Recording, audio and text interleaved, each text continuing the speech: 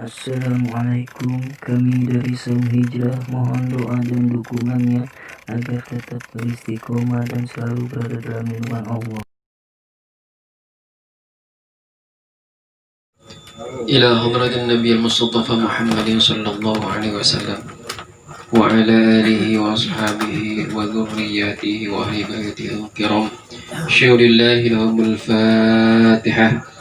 بسم الله الرحمن الرحيم الحمد لله رب العالمين الرحمن الرحيم مالك يوم الدين إياك نعبد وإياك نستعين اهدنا الصراط المستقيم صراط الذين أنعمت عليهم غير المغضوب عليهم ولا الضالين آمين. ثم إلى الأرواح من الأنبياء والمرسلين والملائكة المقربين والصحابة والتابعين والشهداء والصالحين والأولياء والعلماء العاملين والفقهاء والمحدثين والقراء المفسرين والسادات الصوفية المحققين والتابعين إلى يوم الدين شهر الله لهم الفاتحة.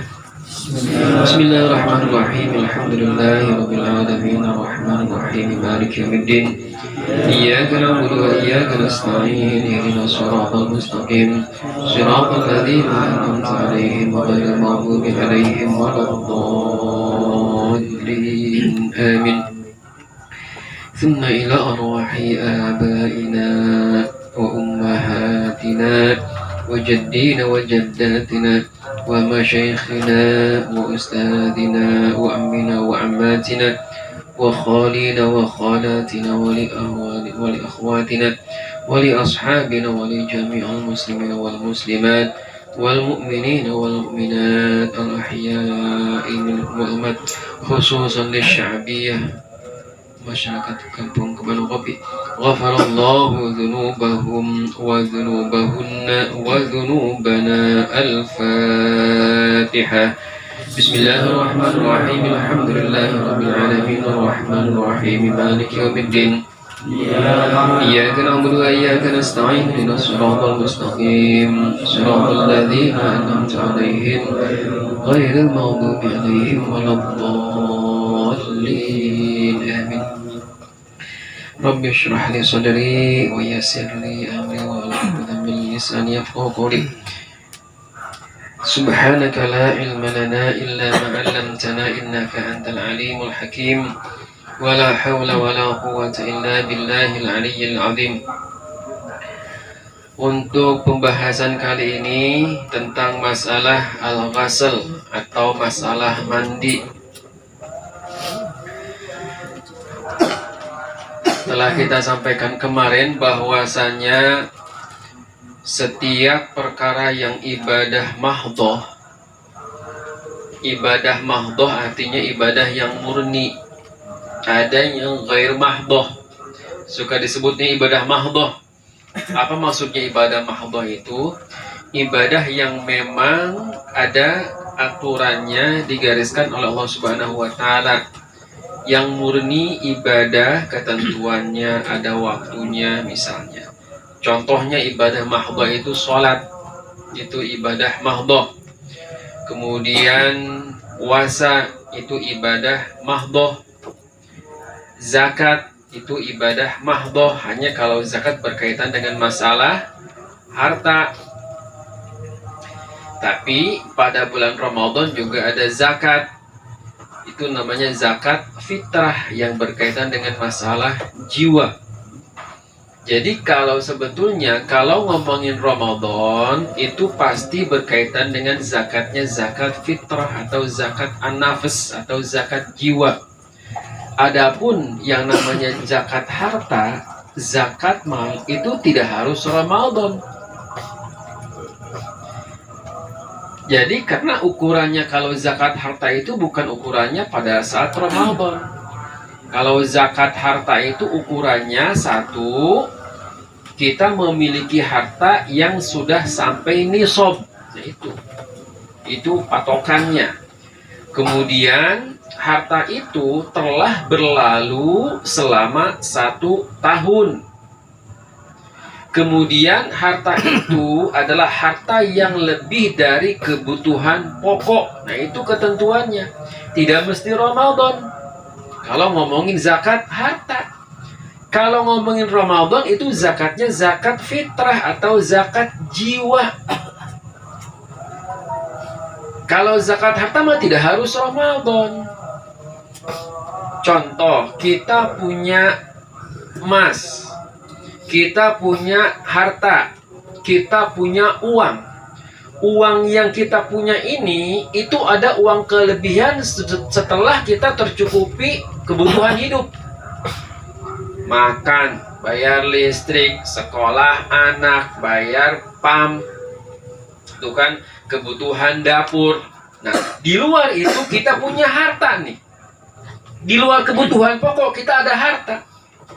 Harta kita itu pada tanggal 1 misalnya, 1 Safar itu telah mencapai nilainya 85 gram emas. Nah, itu nisab. Batas standar nisab itu. Nah, pada tanggal 1 Safar saya punya harta 85 gram emas. Nah, ini masuk nisab. Keluarkan zakatnya? Belum. Nanti tunggu 1 Safar setahun yang akan datang. Tidak harus Ramadan. Kalau zakatnya zakat harta. Nah, ini kita sudah mulai tanggal 1 Safar misalnya 1430 Hijriah. Saya punya harta 85 gram emas atau senilai 85 gram emas. Kalau misalnya emas 1 gramnya sejuta, berarti 85 gram emas berapa? 85 juta. Tanggal 1 Safar saya punya harta sebesar 85 juta atau setara dengan 85 gram emas. Ketemu 1 Safar tahun yang akan datang, lihat hitung. Berkurang tidak? Kalau dihitung, oh ternyata 1 Safar setahun yang akan datang, uang saya berkurang. Tidak sampai 85 juta, berkurang cuma 77 juta misalnya. Tidak wajib ngeluarin zakat. Jadi tidak mesti Ramadan. Bukan misalnya zakat harta, zakat zakat pertanian itu keluarin Ramadan. Tidak, ukurannya bukan Ramadan. Ukurannya apa? Haulanil haul, ketemu 1 tahun. Hukumnya wajib, nggak zakat, dosa besar kalau tidak berzakat. Gitu. Ini namanya ibadah mahdhah. Cuman berkaitan dengan masalah harta. Pas 1 tahun setelah tadi tanggal 1 Safar 1430 Hijriah, saya punya harta senilai 85 gram emas atau senilai 85 juta dengan asumsi misalnya 1 gramnya 1 juta. 1 Safar yang akan datang dihitung lagi duit yang tadi itu. Oh, kurang. Maka tidak wajib zakat. Tapi kalau dihitung lagi, nambah jadi 90 juta. Keluarkan zakatnya. Berapa? 2,5%. Wajib. Nggak keluarin dosa kalau tidak dikeluarkan. Karena hukum zakat adalah wajib. Itu namanya zakat harta. Apakah dari harta? Tidak mesti dari harta. Misalnya, 1, kita punya motor. Motornya motor kebutuhan atau motor bukan kebutuhan? Motor kebutuhan mana yang sering pakai kerja, sering pakai nganterin anak, cuman 1. Cukup dengan 1 motor, kebutuhannya tercukupi. Dia punya motor 3, hitung itu. Motor itu dihitung, karena sudah melebihi kebutuhan. Jadi kalau bicara zakat, bicara harta yang lebih dari kebutuhan. Disebutnya di fadlul hawaij, melebihi kebutuhan. Saya punya uangnya cuma 70 juta, tapi ada motor 2. Kalkulasi. Nah, berapa ini motor 2 nih? Motor dihitung itu satunya 10 juta misalnya. Berarti 20 juta. Tambah ada harta yang 70 juta. Berapa jadi? 90 juta. Tahun ini saya kemarin belum ada 90 juta. Tahun ini harta saya ada duit cash. Misalnya 70 juta punya motor 2. Motornya bukan motor kebutuhan, tapi motor menjadi harta kelebihan. 1 Safar yang akan datang, hitung lagi ada berapa ini. Oh, misalnya harta saya masih 70 juta, motornya hitung tahun yang akan datang motornya harganya berapa? Berkurang nggak harga motornya? Dihitung-hitung pasaran motor berkurang. Jadi misalnya 8 juta. 8 juta kali 2 seberapa? 19. 16. Tambah 70 juta berapa? 86. Cukup kan? Nisabnya 85 gram. Nah, wajib zakat? Wajib. Jadi zakat itu bukan hanya ukurannya harta misalnya dalam bentuk cash money, uang, dalam bentuk misalnya apa, emas, tidak. Pokoknya ada harta yang bukan harta kebutuhan. Itu wajib dikeluarkan zakat. Tidak punya uang, tidak punya motor, tapi punya rumahnya 3. Nah, rumahnya 3 buat apa ini? Yang dipakai membuat kebutuhan cuma 1. Yang 2 berarti harta kelebihan. Itu untuk berapa harga rumah? Itu kan?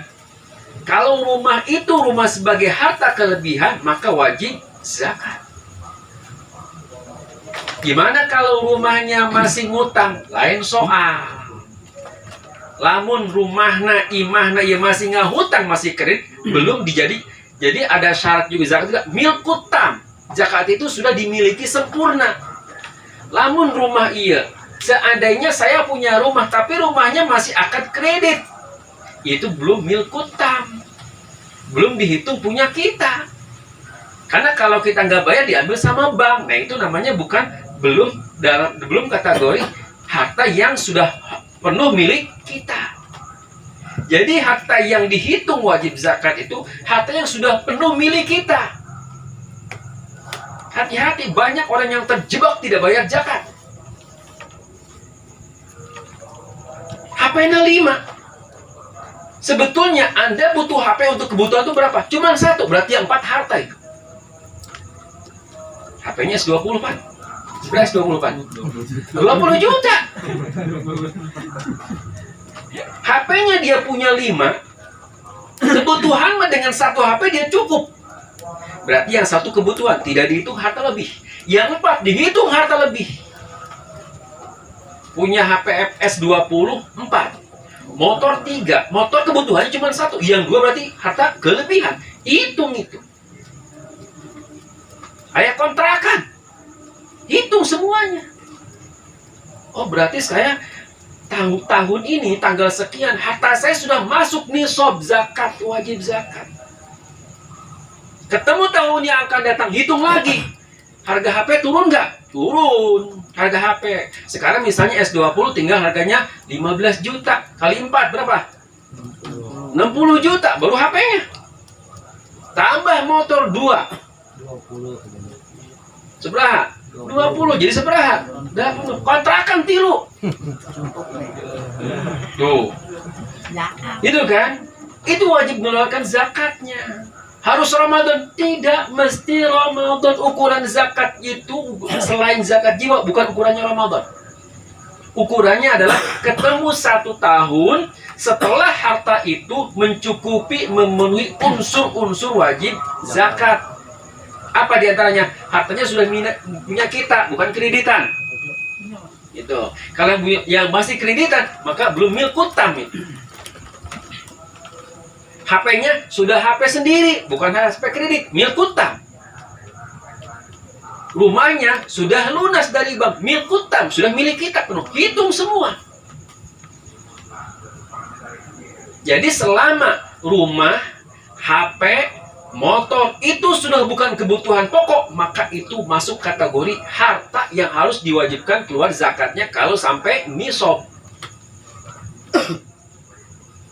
Emang jarang masalah zakat dikupas.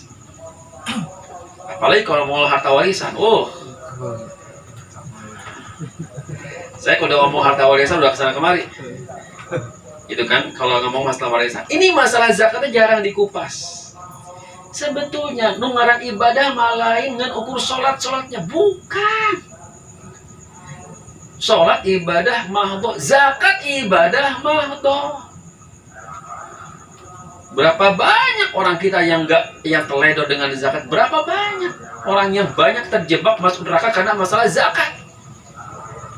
Kenapa? Karena dia tidak menunaikan kewajibannya dan hukumnya wajib. Orang tidak berzakat fasik. Apa fasik? Dosa besar. Kalau sampai mengatakan zakat harta tidak wajib, murtad. Jadi itu adalah ibadah mahdhah. Zakat ibadah mahdhah, puasa ibadah mahdhah, sholat ibadah mahdhah, ibadah yang murni. Ada ibadah yang tidak mahdhah. Contohnya apa? Ya tadi kerja bakti, ngebersihin solokan, itu adalah ibadah. Karena innallaha yuhibbut tawwabina wa yuhibbul mutatahhirin. Allah menyukai orang-orang yang tabat dan menyukai kesucian. An-nadhafatu minal iman. Al-Islamu nadhifun fatanadhafu fa innahu la yadkhulul jannata illa nadhifun. Gitu kan? Kata kaidah, Islam itu bersih. Maka bersihlah karena tidak ada akan masuk surga kecuali orang-orang yang bersih. Itu namanya ibadah ghair mahdhah. Ibadah sosial. Sana ada tetangga mau bangun rumah, ayo kita bareng-bareng ngaduk segala macam, itu namanya ibadah, tapi ibadah ghair mahdhah. Bangun masjid di Korea, ngaduk segala macam, aya nu ngaduk, aya nu mau genteng segala macam, itu ibadah juga tapi ghair mahdhah. Jadi ibadah itu ada dua klasifikasi, ada ibadah mahdhah, ada ibadah ghair mahdhah. Jadi ibadah mahdhah itu yang memang runutannya jelas, aturannya jelas, ada rukunnya, ada syaratnya. Nah, mandi itu adalah salah satu yang bisa ibadah mahdhah, bisa ibadah ghair mahdhah. Contohnya mandi ibadah mahdhah yang tadi, misalnya kalau seseorang telah berjunub, seseorang telah berhubungan badan dengan istrinya, harus mandi. Gimana kalau hubungan badannya dengan sengsel? Mandi sarua. Mau dengan sengsel, mau dengan istri, tetap wajib mandi. Itu hukumnya wajib. Tapi kalau misalnya saya bangun tidur pengen mandi, dapat nilai ibadah enggak? Dapat, harus dengan niat. Saya mandilah niatna karena Allah resep, karena jelma anu bersih. Jadi abi hoyong dipakai resep ku Allah dengan cara mandi, ngebersihan awak. Dapat hukumnya hukum ibadah, berpahala, menang ganjaran niatnya. Gitu. Ya, niatnya kita beribadah dengan sebab mandi. Nah, mandi itu adalah salah satu proses pembersihan seseorang dengan air. Mandi itu dengan air untuk menghilangkan kotoran atau menghilangkan najis. Ini kadang-kadang beda antara kotor dengan najis, ya. Tidak semua yang kotor itu najis, dan tidak juga semua najis kotor. Jelma guli makan dina letak kotor, najis enggak? Belum tentu. Ai misalnya letakna utayam atau teu najis. Gitu nya. Pakai bajuna bersih. Tapi aya nah kantongna misalnya aya urut getihan, najis. Jadi tidak mesti linear antara bersih dengan najis. Boleh jadi ada bersih tapi najis, boleh jadi kotor tapi tidak najis. Tapi yang Allah paling suka adalah bersih dan tidak kotor, suci dan tidak najis. Caranya gimana? Tadi dengan mandi. Salah satu cara untuk membersihkan badan kita adalah dengan cara mandi atau janabah atau al-ghasl. Mandi ada beberapa macam-macam mandi. Nah, di sini yang disunahkan biasanya diantaranya satu, mandi ketika sholat Jumat itu sunnah. Apakah mandi sholat Jumat itu pas saya mau berangkat Jumat? Tidak mesti. Jadi kalau kita mau sholat subuh hari Jumat, pas kita mau berangkat sholat subuh sudah diniatkan, saya mandi karena ini hari Jumat. Mandi sunnah Jumat, sudah dapat pahala. Jadi tidak mesti Jumat itu pas mau berangkat sholat Jumat, tidak mesti, tidak harus. Yang penting subuh itu sudah masuk Jumat, kita niat mandinya sunnah Jumat, maka sudah mendapatkan pahala mandi Jumat. Hukumnya sunnah. Cuman bedanya antara mandi dengan wudhu, kalau wudhu jelas gitu kan, anggota-anggota badan yang mutlak harus terbasuh itu ada tangan, ada muka gitu kan, batas-batasannya. Kalau mandi seluruhnya mulai dari ujung rambut sampai ujung kaki, itu namanya mandi. Itu kan kalau wudhu kan tidak seluruhnya, hanya anggota-anggota yang memang diwajibkan untuk dibasuh, itu masalah itu berkaitan dengan wudhu. Mandi yang disunahkan, satu, mandi hari Jumat, sunnah, ya hukumnya sunnah itu. Niatna kumaha? Atu niatna hate. Kaulah mandi, poe Jumat, sunnah lillahi ta'ala. Menang pahala-pahala sunnah. Mandi sholat id, sama hukumnya sunnah. Kira-kira sholat id dia misalnya cileuh kemana mana, kira-kira mandi badan setahun sekali mandina, padahal ngan lebaran betul mandi deh. Jadi mandi hari raya itu sunnah, baik Idul Fitri atau Idul Adha, itu hukumnya sunnah. Kemudian mandi hendak sholat al-kusuf atau sholat gerhana, itu sunnah. Ada gerhana bulan, ada gerhana matahari. Ada khusuf gerhana bulan, ada kusuf gerhana matahari. Gimana kalau sholat nggak mandi? Nggak apa-apa. Cuman sunnah kalau kita mau sholat gerhana itu mandi. Kemudian ini sunnah-sunnah mandi yang disunahkan. Ada mandi sholat sunnah istisqa.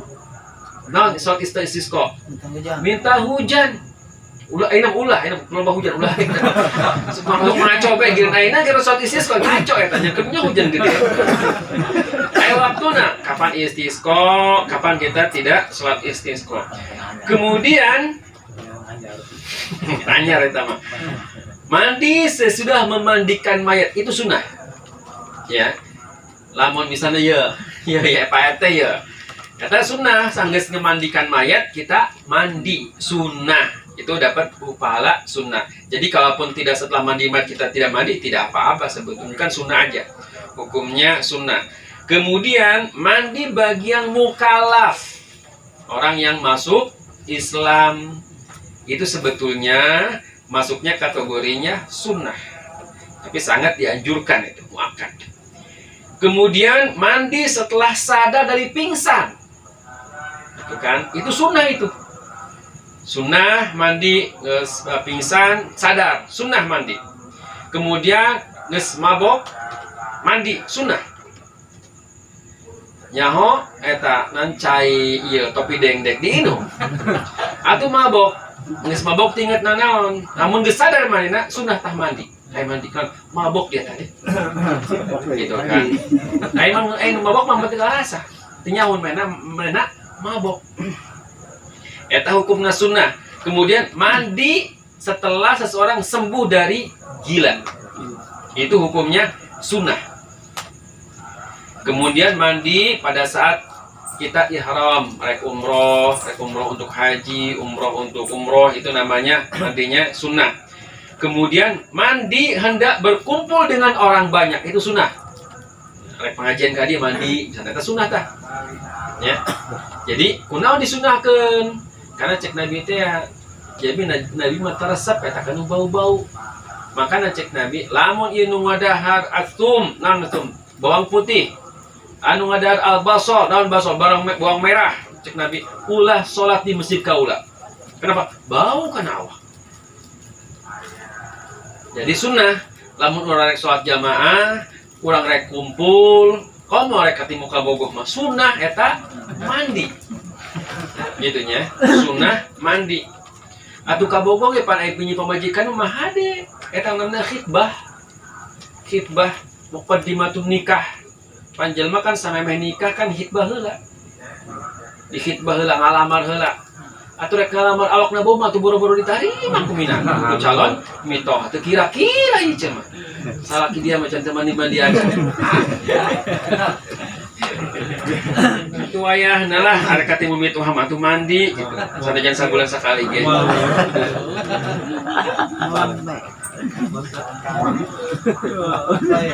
Jadi lamun orang rek lamaran eta mandi sunnah. Karena ulah sampai bikin fitnah. Bahkan tadi arek orang sholat jamaah ge lamun dia misalnya tadi geus gedukan runtah gitu kan. Sunnah eta mandi supaya orang jelema nu digieun urang eta atuh ulah hanglu amat cenah itu kira-kira. Eta mun kitu kan jelema teh nu ke salat teh khusyuk eta. Nanti kalau nutupan ilmu bae. Maka sunnah.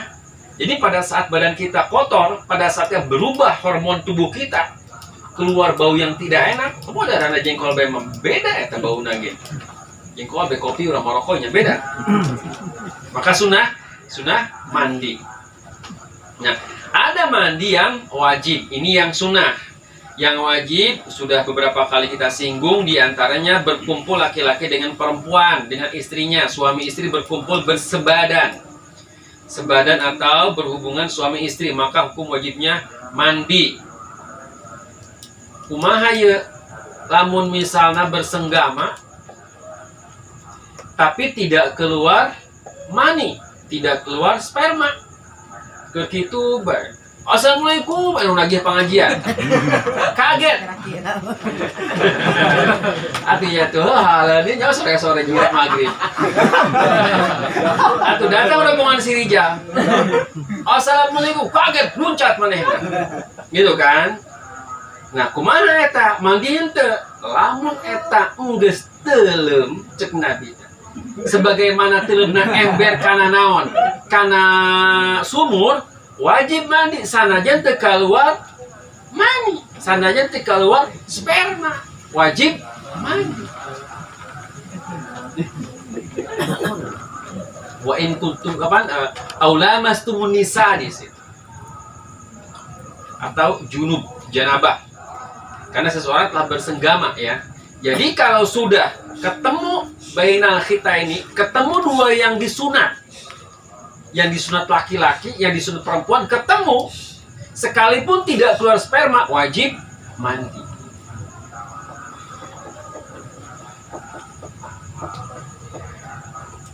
Kemudian ada wajib mandi disebabkan karena sperma, karena bermimpi. Yang ketiga, mandi karena haid. Nah, ini bagi perempuan. Mandi karena nifas. Apa nifas itu? Adalah wiladah. Keluar darah disebabkan karena melahirkan. Atau melahirkan tidak keluar darah. Ayah, ada seseorang perempuan, dia melahirkan tidak keluar darah, tidak keluar namanya wiladah, tidak keluar nifas, tetap wajib mandi. Walaupun tidak keluar darah. Tapi kalau yang keluar darah, kapan wajib mandinya? Setelah darahnya berhenti, setelah nifasnya selesai, baru wajib mandi. Tapi kalau misalnya seseorang melahirkan perempuan, melahirkan dia tidak keluar darah, tidak ada nifas, tidak ada darah wiladah, mandi dia, setelah mandi wajib sholat. Ya, karena dia tidak mengeluarkan nifas, tidak mengeluarkan darah nifas atau darah wiladah. Tapi bagi yang setelah dia melahirkan, dia keluar darah terus menerus sampai misalnya 40 hari, dia tidak wajib sholat. Setelah selesai darahnya itu berhenti, mandi. Ini mandi wajib. Mandi wajib nawaitul ghusl li raf'il hadasil akbar. Saya niat mandi untuk menghilangkan hadas besar. Kalau dengan mandi pasti hadasnya besar. Kalau dengan mandi pasti hadasnya besar. Kalau cukup dengan wudhu itu hadasnya kecil. Ya, itu yang membedakan mana hadas besar, mana hadas kecil. Kalau ukurannya harus dengan mandi, itu berarti hadas besar. Apa tadi? Wiladah, nifas, haid. Seseorang berhubungan suami istri. Nah, itu namanya hadasnya hadas besar. Hukumnya wajib mandi. Rukunnya mandi ada 3. Yang pertama adalah niat. Apa itu niat? Niat itu menyengaja, berkehendak memang kita mau mandi. Nah, niatnya ya tadi nawaitul ghusl rafil hadasil akbari. Lamun teu bisa baca Arab, baca Indonesia, bahasa Sunda. Saya niat kaulah niat mandi pikeun ngeleungitkeun hadas besar lillahi ta'ala. Cukup. Gitu kan. Diniatkan di hati, bisa juga dilafazkan disebarengi dengan niat di hati. Yang kedua, rukun-rukunnya itu menghilangkan najis yang sekira ada di badan. Itu hukumnya. Wajib dihilangkan kalau ada najis. Gitu kan, ada bekas misalnya, ada bekas nanah yang keluar. Kalau misalnya perempuan yang sudah melahirkan, misalnya ada bekas-bekas ceceran darah di paha, gitu kan, di pintu air, bersihin semua itu sebelum mandi. Jadi mandi itu nanti harus membersihkan semua najis, bekas-bekas yang masih menempel di tubuh. Itu, atau misalnya ada bekas nanah, bekas darah, bekas muntah, bekas kencing, bekas pup, itu semuanya najis. Maka ketika kita mandi itu mutlak harus bersih dari tubuh kita. Itu namanya mandi. Yang ketiga, meratakan. Jadi semuanya mesti rata, mesti terbasuh oleh air yang suci. Ketika misalnya sudah niat, najis dihilangkan, semua anggota tubuh dibasuh dengan air, itulah yang namanya mandi. Sempurnanya mandi. Untuk masalah ini saya cukupkan dulu sampai masalah mandi.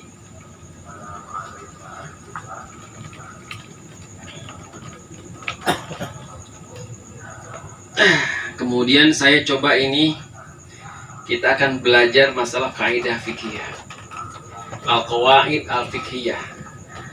Lamun ieu pelajaran satu sanawiyah gontor. Ieu pelajaran kuliah tingkat 1 Al-Azhar Kairo. Belajarnya naik pangkat. Ada lumayan, tapi udah hampang-hampang baik. Jadi apa itu kaidah qawaid al-fiqhiyah? Qawaid fiqhiyah itu adalah kaidah-kaidah fikih. Dari muncul kaidah fikih inilah kemudian dia nanti punya keturunan-keturunan hukum. Itu namanya qawaid. Ibaratnya rumusnya misalnya didapat dari mana? 10 itu rumusnya bisa 5 tambah 5 gitu, itu rumusnya. Itu qawaid itu gitu. Kaidah-kaidah yang mencakup semua rumus-rumus masalah al-fiqih.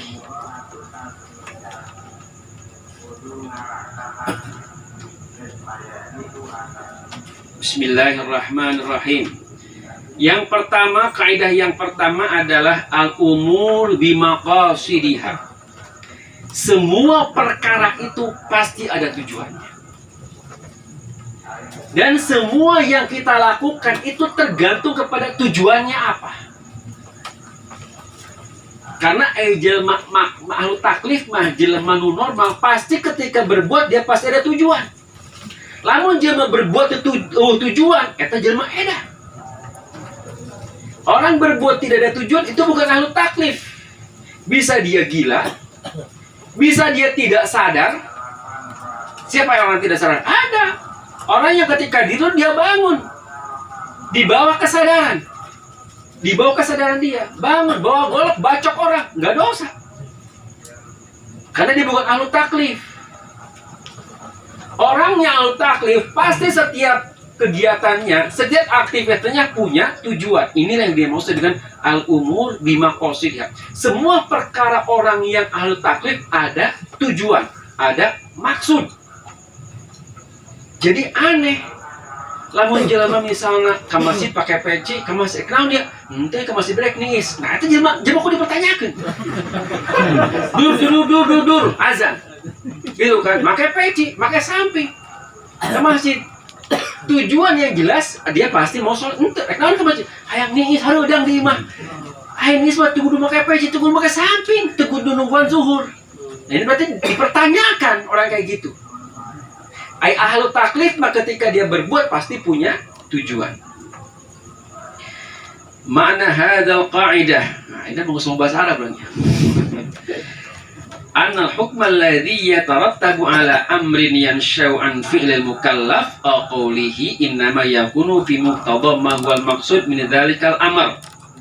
Bahwasanya hukum yang dengan hukum itu melahirkan sebuah perkara dari perbuatan seseorang, dari perkataannya, maka ini akan menjadi maksud dari tujuan orang tersebut. Wahya tata'allaqu bikulil af'al awal umur taklifiyah. Nah, perbuatan itu berkaitan dengan masalah af'al, perbuatan perintah, al-manhi anha atau taklif yang dilarang. Fit tasyri' islami, dalam syariat Islam. Nah, dari kaidah ini maka muncullah hasil dari kaidah ini, muncullah tamsil.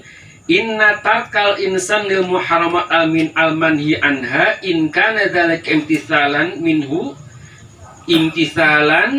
minhu linnahi awari fit tasyri' usiba ala dzalika tarki. Jika seseorang meninggalkan yang diharamkan karena dia, kenapa dia meninggalkan diharamkan? Imtisalan, karena dia itu imtisalan itu melakukan sesuatu karena itu dilarang oleh tasyri', maka dia mendapat pahala. Nah, ini al-umur bi maqasidiha.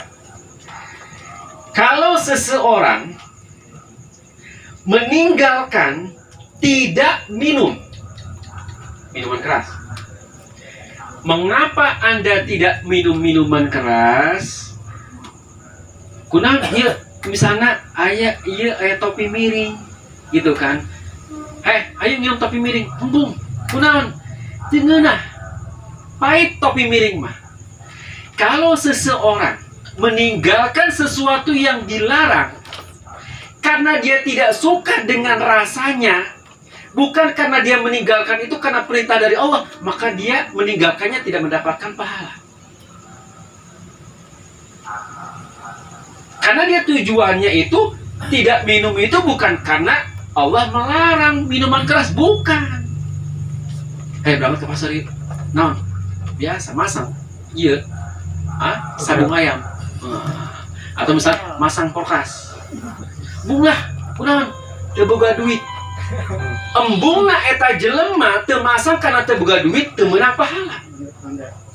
Karena bukan sebab dia tidak maunya meninggalkan perintah larangan itu, bukan karena Allah Ta'ala, bukan karena Allah melarang, tapi karena gak punya uang. Dia tidak meminum minuman keras yang dilarang oleh Allah, dia tidak meminumnya bukan karena Allah melarang, bukan karena minuman keras yang itu pahit, saya gak suka, maka dia meninggalkan minuman itu tidak dapat pahala. Kenapa? Karena dia meninggalkan bukan karena Allah. Nah, ini al-umur bi maqasidiha.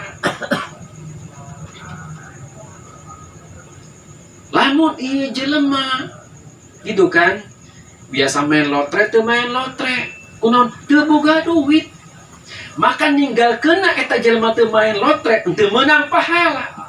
Karena lain karena sieun karena larangan Allah, tapi karena teu boga duit. Lamun boga duitnya pasti main lotre.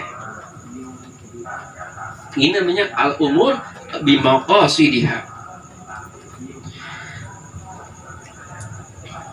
Amma in kana tarku bi ta'allubi tabi'atin aw istikdarin li hadha syai' biduni nadhar ila amrin nas an fi'lihi kana dhalika amran 'adiyan wa tabi'iyatan yashrabuhu la thawab 'alayha.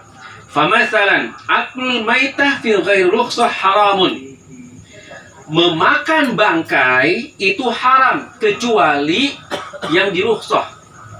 Maksudnya rukhsah itu ada keringanan. Ada makan bangkai yang boleh dapat keringanan. Ada. Contohnya apa? Lagi darurat. Urang di leuweung kalaparan. Hutannya hutan tandus. Pohonnya enggak ada pohon yang hijau, pohonnya kering semua. Pohon kaktus semua, gitu kan? Yang ada di situ cuman babi-babinya. Maka hukum memakan babi pada saat itu adalah rukhsah. Dengan ukuran, kalau saya tidak makan babi ini, saya mati. Maka dibolehkan makan babi. seseorang tersedak kabeuheulan di jelemainya sekedar mantang ngedadung asin minum ngedah sasagon mantang ngedadung asin sasagon gitu. Pas mainan kabeuheulan, pada saat dia tersedak, kalau seandainya dia harus pulang ke rumah ngambil air putih, tidak, maka akan berbahaya bagi diri dia. Di situ tidak ada jenis air kecuali misalnya ada topi miri, kecuali misalnya ada anggur malaga di situ. Maka menghilangkan tersedaknya dengan anggur itu rukhsah, dibolehkan daripada mati. Ih, ulang, imah harap, ulang balik emang modal di tengah jalan. Jadi kadang-kadang Islam mesti cerdas di sini. Ya, ini haram. Tapi haram Anda minum ini itu lebih ringan ketimbang Anda mati harus minum air yang ada di rumah. Padahal gimana sakilo tidinya. Nah, ini namanya rukhsah, ini namanya dispensasi. Nah, bangkai hukum asalnya haram, tapi dibolehkan, ada rukhsah bagi orang yang dalam keadaan darurat memakan bangkai. Ukuran darurat itu kalau dia tidak mengkonsumsi bangkai itu dia mati. Ukuran darurat itu mati. Jadi kalau bicara darurat secara asalnya itu ukurannya mati. Nah, kapan dia harus memakannya? Seukuran bisa menutup kehidupannya. Dia harus memakai babi ini, hukumnya jadi wajib tuh makan babi untuk menyelamatkan diri. Tapi kalau dia bisa bertahan, enggak. Saya mah sekalipun kelaparan mau mati, mendingan mati daripada makan babi. Itu salah lagi. Nggak bisa begitu. Hifdzun nafas namanya, memelihara jiwa. Ini masuk dalam kategori ad-daruriyatul khamsah. Hifdzud din, hifdzun nafas, hifdzul mal, hifdzul nasal, dan hifdzul aqal. Harus dipelihara ini. Memelihara din, memelihara jiwa, memelihara akal, memelihara harta, dan memelihara keturunan. Ini namanya ad-daruriyatul khamsah, maqasid asy-syari' maqasid amal syariah Islamiyah. Ini tujuan adanya Islam itu untuk ini. Jadi ulah jelema disebutnya kakak saya pun jalan ceki di mah. Maaf, saya mah mendingan pula paeh daripada ngadahan babi. Pajamina bener, salah. Makan babi itu untuk sekedar dia menyambung hidup. Idahar babi cukup atau ulah kabeh nepi ka seubeuh ulah. Itu namanya famani betaro ghairu baghin wala adin. Ulah sampai berlebihan. Jadi seukuran saya ini bisa bertahan hidup keluar dari hutan ini cukup misalnya dengan misalnya 2 kerat daging babi cukup. Kalau sampai sekilo itu namanya doyan, nggak boleh. Jadi sekedar untuk bertahan hidup. Nah, ini namanya hukum idtirar, hukum seseorang dalam keadaan darurat. Jadi hukum asal yang namanya bangkai, yang namanya babi, gitu kan, yang namanya khamar, minuman itu adalah haram dikonsumsi. Tapi ada rukhsah keringanan bagi orang yang dalam keadaan darurat. Nah, seseorang dia tidak memakan bangkai, kenapa dia misalnya ada bangkai burung, nggak mau dia makan, kenapa? Jijik. Ukurannya bukan karena dia misalnya tidak suka, karena jijik. Ketika dia tidak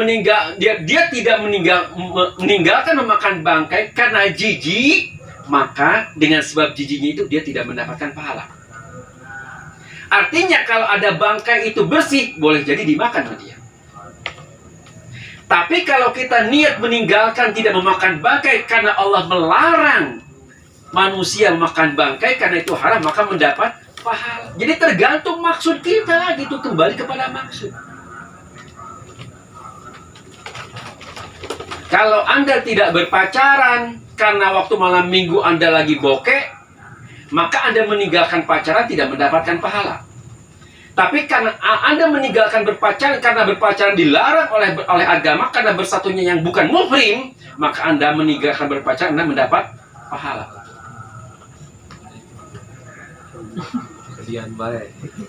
Gitu kan. Kalau saya meninggalkan merokok karena merokok itu makruh, gitu kan, maka saya mendapat pahala. Tapi saya tidak merokok karena terbuka duit, saya meninggalkan merokok itu mana? Pas gitu. Jadi semuanya itu tergantung maksudnya. Namun bahaya, tapi bisa dikaitkan ke dia. Kalau setiap sesuatu kita meninggalkan yang haram dengan tujuan karena Allah memerintahkan kita meninggalkan yang haram, maka kita mendapatkan pahala. Tapi karena kita meninggalkan yang haram, kena faktor di sekitar kita, faktor tidak punya uang, gitu kan? Tadi biasanya main lotre, tidak main lotre karena terbuka duit, maka meninggalkan main lotrenya Anda tidak mendapatkan pahala. Kenapa? Karena sebetulnya meninggalkan lotrenya bukan Anda misalnya karena itu dilarang Allah, tapi saya nggak punya duit.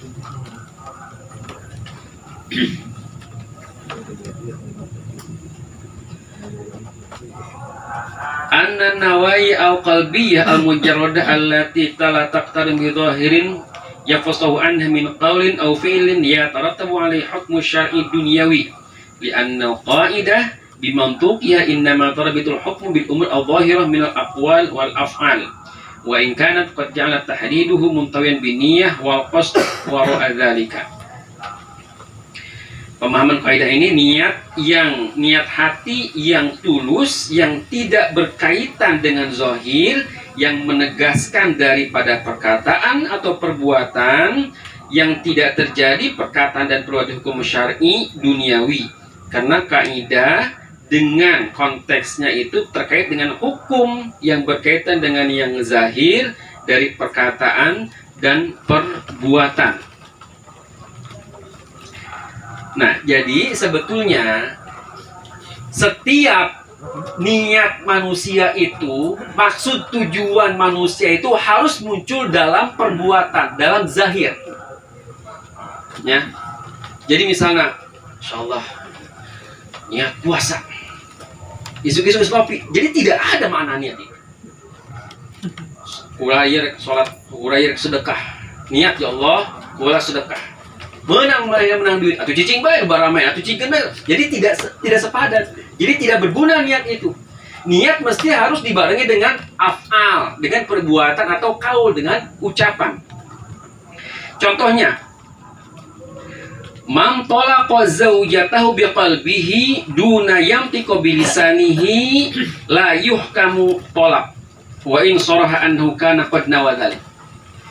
Siapa saja yang mentalak istrinya dengan hatinya, kemudian dia tidak melafazkan dengan lisannya, maka hukum istrinya tidak tertalak. Cek hati enak. Hati seorang suami bicara, gua talak lu, gitu kan? Tapi tidak diucapkan dengan kata-kata, maka istrinya tidak tertalak. Jadi ada niat maksud di hati itu harus dibarengi dengan zahir, gitu ya. Jadi kalau misalnya seseorang mengatakan tolak, tapi kalau seseorang mengatakan tolak, sorry jelas, talak, jatuh talaknya. Tapi kalau seseorang mengatakan hanya talak di hati, gua tolak nih, ente gua tolak satu, tapi di hati tidak terucapkan, maka tidak terjadi hukumnya itu, hukum talaknya.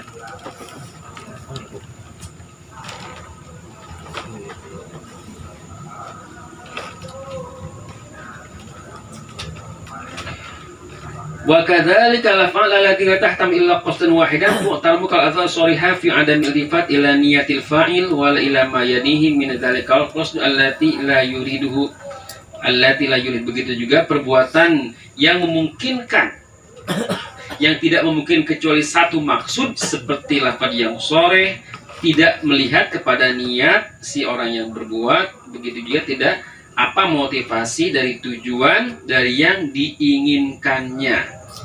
Nah, kal qatli wasarqah, man qatala syakhsan bi alatin taqtul ghaliban. Siapa saja yang membunuh manusia dengan alat yang biasanya membunuh, ba'at ta'abanal fil, kemudian sengaja melakukan hit itu, Kemudian dalam hatinya dia mengatakan dia tidak bermaksud untuk membunuh, maka perkataannya dibatalkan. Seseorang megang golok, gitu kan? Megang golok. Udah gitu, dia bacok leher temennya, gitu kan? Bacok leher temennya. Kemudian kata orang-orang, oh dia telah membunuh temannya. Dia ngomong, enggak, saya nggak bunuh karena saya nggak niat hati saya membunuh. Maka tidak dianggap niat hatinya karena sorehnya, zohirnya jelas. Ih, kula mah niat ngebunuh iya. Tadi nabeheungna aya reungit kula dipantek leungit. Gitu. Itu tidak dianggap omongannya. Gitu kan? Jadi kalau zahir perkataan jelas dalam suatu konteks, maka hati itu sudah tidak dianggap lagi. Kalau zahirnya jelas, gitu. Tapi tadi kalau zahirnya, jadi harus ada keseimbangan, harus ada zahir yang jelas, korelasi antara maksud hati dengan tujuan, maksud hati dengan zahir perbuatan. Tapi karena misalnya zahir hati sudah dilihat, karena perbuatannya jelas dalam konteks tertentu, maka perbuatan itu dianggap sebuah perbuatan yang ingin dilakukannya. Contohnya tadi, ada seseorang pegang pemukul baseball, gitu kan? Pegang pemukul baseball, ditabok temennya pakai pemukul baseball, mati. Oh, saya mah niat maehan. Niatnya ngawas mundur gitu kan, cik manehna. Mainnya misalnya main bola, iya penonton asup teuing ka jero nyekal pemukul baseball. Waes mundur tapi ngegebuk banget.